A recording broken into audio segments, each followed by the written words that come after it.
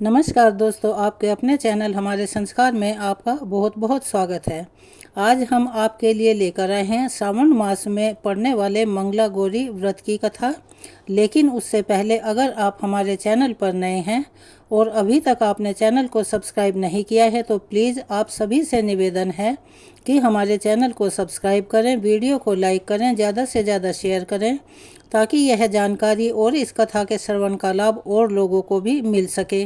Bell icon को दबाना ना भूलें ताकि हमारी आगे आने वाली वीडियो की जानकारी आपको नोटिफिकेशन के जरिए मिल जाया करे। जिस तरह श्रावण मास में सोमवार के व्रत को अधिक महत्वपूर्ण और शुभ माना जाता है, उसी तरह से मंगलवार के दिन मंगला गौरी का व्रत भी बहुत महत्व रखता है। सुहागिन महिलाएं, कुंवारी कन्याएं और जो भी इस व्रत को रखने के इच्छुक हों वो सभी रख सकते हैं। माँ मंगला गौरी की कृपा से उनकी सभी इच्छाएं पूर्ण होती हैं। सर्व मंगल मांगल्ये शिवे सर्वार्थ साधिके शरण्ये त्र्यंबके गौरी नारायणी नमोस्तुते। ओम नमः शिवाय। हर हर महादेव। माँ मंगला गौरी की जय। हमारे पुराण और शास्त्रों में ऐसा वर्णित है कि जो भी व्यक्ति मंगला गौरी व्रत की पवित्र कथा को सुनता है, पढ़ता है या दूसरों को सुनाता है, उसके जीवन से सभी कष्टों का निवारण होकर उसका जीवन अति सुखमय हो जाता है। जो भी कन्याएं मांगलिक हैं या फिर जिनका विवाह जीवन सुखद नहीं है या जिन कन्याओं का विवाह नहीं हो पा रहा है या फिर किसी के पति या पुत्र पर किसी प्रकार का कोई संकट है तो वह इस कथा को सुनने मात्र से ही दूर हो जाता है। इस कथा को सुनकर परिवार में सुख समृद्धि बनी रहती है। शास्त्रों में ऐसा वर्णित है कि किसी भी व्रत को करने के साथ साथ उसकी कथा का पाठ या श्रवण अवश्य ही करना चाहिए, अन्यथा वह व्रत अधूरा माना जाता है। तो आज हम सभी माता पार्वती की इस चमत्कारी रूप मंगला गौरी की कथा को सुनेंगे, जिसे सुनने वाला, कहने वाला और हुंकारा भरने वाला सभी के ऊपर माँ पार्वती जगत जननी माँ गौरी का आशीर्वाद हमेशा बना रहेगा।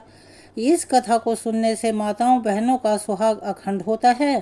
स्वयं काल को भी अपना रास्ता बदलना पड़ता है। दुर्भाग्य सौभाग्य में बदल जाता है और जो कालों के काल हैं उन महाकाल की अर्धांगिनी उनकी व्रत कथा सुनने वालों पर भला काल कैसे नज़र डाल सकता है। इसीलिए अपने संतान और पति की लंबी उम्र और सुख शांति के लिए माता पार्वती के इस रूप का ध्यान करते हुए बहुत ही भक्ति भाव और श्रद्धा के साथ इस कथा को सुनना। हमारी यही कामना है कि इस कथा को सुनने वाले हमारे प्यारे जितने भी भ्राता बंधु भक्त हमारी माताएं बहनें हैं या श्रोतागण हैं, आप सब पर माता पार्वती और महादेव का आशीर्वाद हमेशा बना रहेगा। तो चलिए अब कथा का आरंभ करते हैं। हिंदी पंचांग के अनुसार आज सावन मास का पहला मंगलवार है और सावन मास के मंगलवार के दिन मंगला गौरी का व्रत रखा जाता है, जो कि सुहागिन महिलाओं के लिए विशेषकर बहुत ही महत्वपूर्ण होता है। इस दिन महिलाएं व्रत रखती हैं और माता पार्वती का पूजन करती हैं। कहते हैं कि माता पार्वती और भगवान शिव की कृपा से अखंड सौभाग्य और सुख समृद्धि का आशीर्वाद मिलता है। मंगला गौरी व्रत के दिन माँ गौरी की पूजा करने के साथ ही कुछ मंत्रों का जाप करना भी अति आवश्यक होता है, जिससे सभी मनोकामनाएं अति शीघ्र पूरी होती हैं। वह मंत्र इस प्रकार है। सर्व मंगल मांगल्ये शिवे सर्वार्थ साधिके शरण्ये त्र्यंबके गौरी नारायणी नमोस्तुते।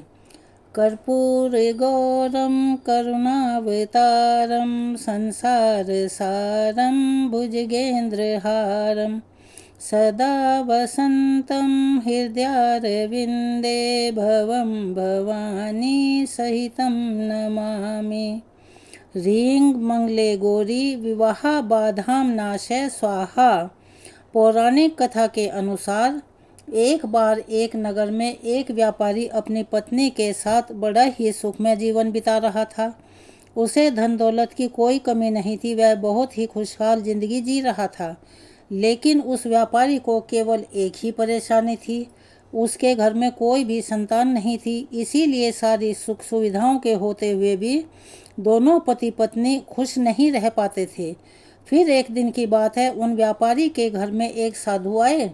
व्यापारी ने उनका खूब आदर सत्कार किया और फिर उन्हें अपने दुख का कारण बताया। साधु ने व्यापारी की पत्नी को सावन में मंगलवार को किए जाने वाले मंगला गौरी व्रत करने की सलाह दी। साथ में पूजा विधि के बारे में भी संपूर्ण जानकारी दी। इसके बाद व्यापारी की पत्नी ने सावन माह के पहले मंगलवार से ही मंगला गौरी का पूजन और व्रत करना शुरू कर दिया। अब वह हर मंगलवार को विधि विधान पूर्वक व्रत और पूजा पाठ करने लगी। इस प्रकार कई महीनों तक उसने यह व्रत किया। एक दिन उसकी धर्म निष्ठा से प्रसन्न होकर माँ पार्वती ने भगवान शिव से व्यापारी और उसकी पत्नी को संतान प्राप्ति का वरदान देने के लिए कहा। व्यापारी को उसी रात सपने में एक दिव्य शक्ति ने दर्शन देकर कहा, हे व्यापारी, आम के पेड़ के नीचे भगवान गणेश की मूर्ति विराजमान है। तुम उस पेड़ से आम तोड़कर अपनी पत्नी को खिला देना, इससे तुम्हें संतान की प्राप्ति का सुख मिल जाएगा। व्यापारी ने अगले दिन सुबह उठकर अपनी पत्नी को इस सपने के बारे में बताया और उस आम के पेड़ को ढूंढने निकल पड़ा। बहुत देर तक ढूंढने के बाद आखिरकार व्यापारी को वह आम का पेड़ मिला जहां भगवान गणेश की मूर्ति विराजमान थी। उसने आम तोड़ने के लिए उस पेड़ पर पत्थर मारना शुरू किया। पत्थर फेंकने से एक आम तो टूटकर नीचे गिर गया, लेकिन गलती से एक पत्थर जाकर भगवान गणेश जी की प्रतिमा को लग गया, जिससे भगवान गणेश जी क्रोधित हो गए और उन्होंने प्रकट होकर उस व्यापारी को श्राप देते हुए कहा, हे स्वार्थी मनुष्य, तूने अपने स्वार्थ के कारण मुझे जो चोट पहुंचाई है, तुझे माँ पार्वती की कृपा से संतान की प्राप्ति तो होगी, लेकिन वह अल्पायु होगा। उसकी मृत्यु 21 वर्ष की आयु में ही हो जाएगी। यह सुनकर व्यापारी बहुत परेशान हुआ और घबराहट के मारे थरथर कांपने लगा और वह वहां से घर वापस चला गया। उसने वह फल अपनी पत्नी को खिला दिया, लेकिन इस घटना के बारे में किसी को नहीं बताया। कुछ समय के बाद भगवान शिव और माता पार्वती के आशीर्वाद से व्यापारी और उसकी पत्नी को पुत्र की प्राप्ति हुई, जिससे उन दोनों की खुशियों का ठिकाना नहीं रहा। लेकिन साथ ही साथ व्यापारी इस बात से भी चिंतित था कि उसका पुत्र अल्पायु होगा। देखते ही देखते वह बालक 20 वर्ष का हो गया और अब व्यापार में अपने पिता का हाथ बटाने लगा था।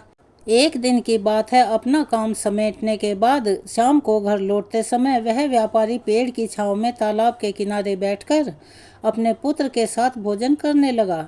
तभी वहां कमला और मंगला नामक 2 कन्याएं कपड़े धोने के लिए आई और कपड़े धोते हुए आपस में बातें करने लगी। कमला ने मंगला से कहा कि मैंने इस सावन मास में प्रत्येक मंगलवार को मंगला गौरी का व्रत रखने का निश्चय किया है, इसीलिए तुम भी माँ पार्वती को समर्पित यह व्रत अवश्य करना। इससे माता पार्वती प्रसन्न होती हैं और आप पर उनकी कृपा दृष्टि हमेशा बनी रहती है। इसे करने से मन के मुताबिक वर और अखंड सौभाग्य की प्राप्ति होती है। कमला की बात सुनकर मंगला भी इस व्रत को करने के लिए तैयार हो गई। दूसरी ओर व्यापारी ने दोनों कन्याओं के बीच का यह पूरी बातचीत सुन ली। फिर उसने अपने मन में सोचा कि यह कन्या मंगला गौरी का व्रत को करती है, इससे इसे अखंड सौभाग्य की प्राप्ति होगी। फिर तो यही मेरे पुत्र के लिए एक योग्य वधू साबित होगी। ऐसा सोचकर वह उन दोनों के विवाह का प्रस्ताव कन्या के पिता के पास लेकर गया। व्यापारी की गांव में प्रतिष्ठा और मान सम्मान बहुत ज़्यादा था। उसके कारण कमला के पिता अपनी पुत्री का विवाह व्यापारी के पुत्र से करवा देते हैं। विवाह के बाद भी कमला विधि पूर्वक मंगला गौरी का व्रत रखना जारी रखती है। उसके इस भक्ति भाव से प्रसन्न होकर माता पार्वती एक दिन उसे सपने में दर्शन देती हैं और कहती हैं कि मैं तुम्हारी भक्ति से अत्यंत प्रसन्न हूँ, इसीलिए तुम्हें अखंड सौभाग्य का वरदान देती हूँ, लेकिन तुम्हारा पति तो अल्पायु है, इसीलिए अगले महीने मंगलवार के दिन एक सांप तुम्हारे पति के प्राण लेने आएगा। तुम उसके लिए एक प्याले में मीठा दूध रख देना, उसके पास एक खाली मटका भी रख देना। सांप दूध पीकर उस मटके में चला जाएगा, फिर तुम उस मटके को ऊपर से कपड़े से ढक देना।